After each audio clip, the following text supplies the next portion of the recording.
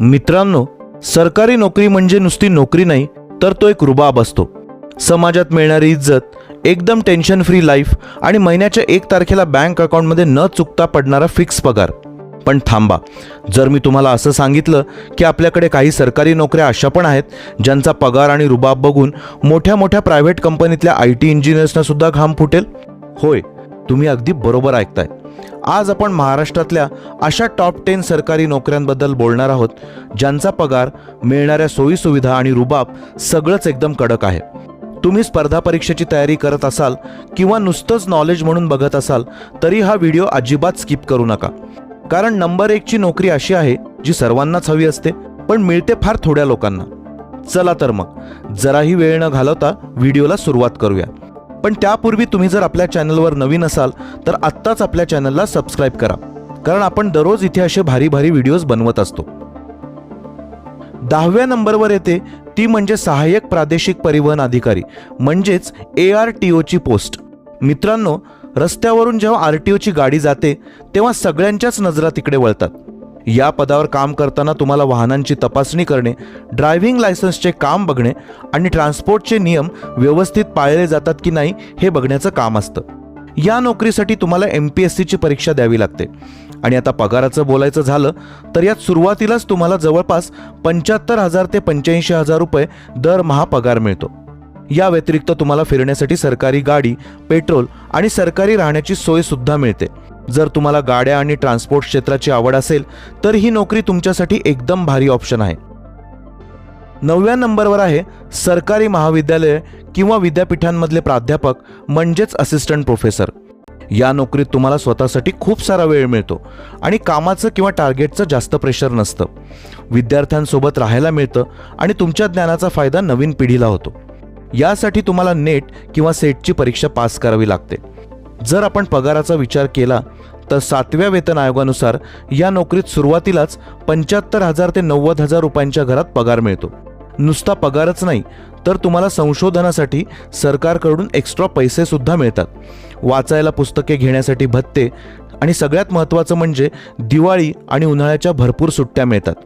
ज्यांना वाचनाची किंवा शिकवण्याची आवड आहे त्यांच्यासाठी ही नोकरी म्हणजे एखाद्या लॉटरीपेक्षा कमी नाही. 8व्या नंबरवर येतात ते म्हणजे महावितरण, महापारेषण आणि महानिर्मितीसारख्या सरकारी कंपन्यांमधले वरिष्ठ इंजिनियर्स. जर तुम्ही इंजिनिअरिंग केलं असेल आणि तुम्हाला सरकारी नोकरीची स्वप्न पडत असतील तर हा तुमच्यासाठी एक जबरदस्त पर्याय आहे. या क्षेत्रात कामाचा थोडा व्याप असतो, कारण लोकांच्या घरापर्यंत लाईट पोहोचवण्याची आणि ती सुरळीत ठेवण्याची जबाबदारी संपूर्णपणे तुमच्यावर असते.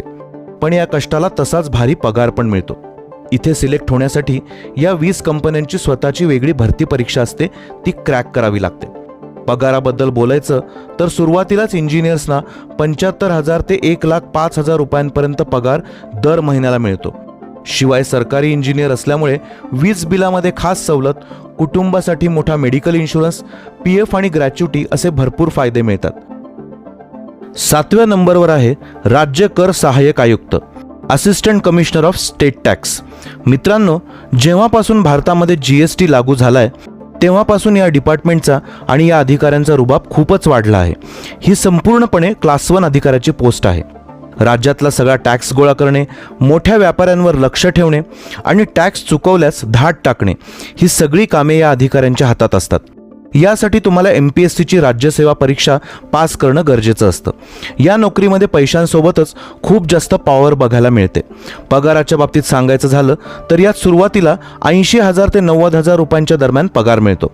याशिवाय तुम्हाला स्वतःचे स्वतंत्र केबिन, सरकारी गाडी आणि तुमच्या मदतीला एक मोठी टीम मिळते. मोठमोठे बिझनेसमन आणि व्यापारी लोकांमध्ये या अधिकाऱ्यांची खूप दहशत असते. त्यामुळे जर तुम्हाला एक पॉवरफुल आणि समाजात दबदबा करणारी नोकरी हवी असेल तर राज्य कर विभागातली ही पोस्ट एकदम परफेक्ट आहे. 6व्या नंबरवर आहेत आपले देवमाणूस म्हणजेच सरकारी डॉक्टर आणि वैद्यकीय अधिकारी. कोरोनाच्या काळात आपण सर्वांनी पाहिलंच आहे की डॉक्टरांचं आपल्या आयुष्यात महत्त्व किती आहे. सरकारी हॉस्पिटलमध्ये मेडिकल ऑफिसर म्हणून काम करणं हे खूप सन्मानाचं आणि तेवढंच जबाबदारीचं काम असतं. ग्रामीण तसेच शहरी भागातल्या गरीब लोकांना चांगली आरोग्य सेवा देण्याचं महत्त्वाचं काम या डॉक्टरांच्या हातात असतं. यासाठी तुमचं MBBS किंवा पुढे स्पेशलायझेशन असणं गरजेचं आहे. या नोकरीमध्ये बेसिक पगारासोबतच नॉन प्रॅक्टिसिंग अलाउन्स NPA मिळतो. म्हणजेच तुम्ही बाहेर स्वतःचा प्रायव्हेट दवाखाना टाकला नाही तर सरकार त्याची भरपाई म्हणून तुम्हाला एक्स्ट्रा पैसे देतं. या सगळ्यामुळे सरकारी डॉक्टर महिन्याला सहजच 85,000 ते 1,25,000 रुपयांपर्यंत कमावतो. त्यामुळे ही एक अतिशय सुरक्षित नोकरी आहे. 5व्या नंबरवर येतात सार्वजनिक क्षेत्रातील उपक्रम म्हणजेच PSU कंपन्यांमधले अधिकारी. यात ONGC, BPCL, HPCL आणि कोल इंडिया यासारख्या मोठमोठ्या सरकारी कंपन्या येतात. मित्रांनो, या नोकऱ्यांबद्दल जास्त लोकांना माहिती नसते, पण ज्यांना माहिती आहे ते लोक जीवाचं रान करून इथे जाण्याचा प्रयत्न करतात. या कंपन्यांमध्ये सिलेक्ट होण्यासाठी इंजिनिअरिंग नंतरची गेट परीक्षा अतिशय चांगले मार्क्स घेऊन पास करावी लागते. इथे तुम्हाला मोठ्या कॉर्पोरेट कंपन्यांसारखं भारी ऑफिस आणि वातावरण मिळतं, पण नोकरी पूर्णपणे सरकारी असते. या कंपन्यांचा पगार ऐकून तुम्हाला नक्कीच धक्का बसेल. इथे सुरुवातीलाच 90,000 ते 1,30,000 रुपये महिना पगार असतो. शिवाय हे लोक वर्षाला लाखांमध्ये परफॉर्मन्स बोनस देतात. तसेच राहायला मोठं घर, गाडीसाठी पेट्रोलचे पैसे आणि संपूर्ण कुटुंबासाठी फुल मेडिकल कव्हर तुम्हाला मिळतो. 4थ्या नंबरवर आहे रिझर्व्ह बँक ऑफ इंडियामधला ग्रेड B अधिकारी. RBI म्हणजेच भारतातल्या सगळ्या बँकांची बाप बँक. या बँकेचं मुख्य कार्यालय आपल्या महाराष्ट्रात म्हणजे मुंबईत असल्यामुळे मराठी मुलांसाठी ही एक खूप मोठी संधी आहे. यासाठी RBIची स्वतःची एक वेगळी आणि बऱ्यापैकी टफ परीक्षा असते. पण मित्रांनो, एकदा का तुम्ही ही परीक्षा पास झालात तर तुमची लाईफ पूर्ण सेट आहे. या नोकरीत तुम्हाला सुरुवातीलाच 1,15,000 ते 1,30,000 रुपयांच्या घरात पगार मिळतो. या व्यतिरिक्त मुंबईसारख्या महागड्या शहरात राहायला एकदम भारी फ्लॅट मिळतो. शिवाय तुम्हाला वाचण्यासाठी पुस्तकांचा भत्ता, पेट्रोल आणि कुटुंबासोबत फिरायला जाण्यासाठी हॉलिडे पॅकेज सुद्धा सरकार देतं. थोडक्यात सांगायचं तर पैशाच्या बाबतीत आणि सोयी सुविधांच्या बाबतीत ही नोकरी तुम्हाला एका राजासारखी वागणूक देते. 3ऱ्या नंबरवर येतात उपजिल्हाधिकारी म्हणजेच डेप्युटी कलेक्टर आणि पोलीस उपअधीक्षक म्हणजेच DYSP. MPSC राज्यसेवा परीक्षा देणाऱ्या प्रत्येक पोराचं आणि पोरीचं हे स्वप्न असतं की मला आयुष्यात एकदा तरी उपजिल्हाधिकारी किंवा DYSP व्हायचंय. या पदांवर पैशापेक्षा जास्त वजन हे पॉवर आणि रुबाबाला असतं. तुम्ही जेव्हा या पदावर रुजू होता तेव्हा तुमच्या हातात पूर्ण तालुक्याची किंवा शहराची जबाबदारी असते. कायदा आणि सुव्यवस्था राखणे, महसूल गोळा करणे ही महत्त्वाची कामे असतात. या पदावर सुरुवातीचा पगार साधारण 80,000 ते 95,000 रुपये असतो. पण या नोकरीत जे बाकीचे फायदे मिळतात ते प्रचंड आहेत.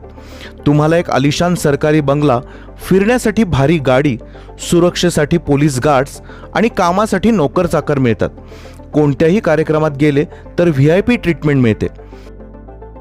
2ऱ्या नंबरवर आहे न्याय व्यवस्थेतील एक अत्यंत महत्त्वाचं आणि मानाचं पद, ते म्हणजे जिल्हा किंवा दिवाणी न्यायाधीश.